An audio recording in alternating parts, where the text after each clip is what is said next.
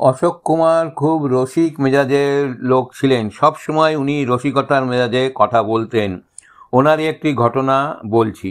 তখন বম্বে থেকে বাইরে গেলেই হাইওয়েতে পুলিশ গাড়ির ডিকি খুলে দেখাতে বলতো চালটাল নিয়ে যাচ্ছে কিনা এইসব। সেজন্য পথের মাঝে খুব নাকা চেকিং থাকতো।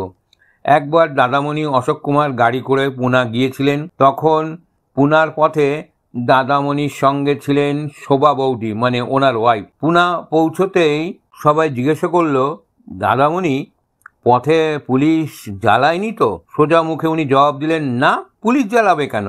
3বার পুলিশ আটকে ছিল, শোভা পেছন খুলে দেখিয়ে দিতেই ছেড়ে দিয়েছে। শোভা বৌদি কথা শুনে রেগে আগুন, বললেন, কি কথার ঢং দেখো, আমি থোড়াই পেছন দেখিয়েছি, গাড়ির পেছন খুলে দেখিয়েছি, আর লোকটা বলছে কিনা শোভা পেছন খুলে দেখিয়েছে। এই হলো দাদামণি অশোক কুমারের সেন্স অফ হিউমার।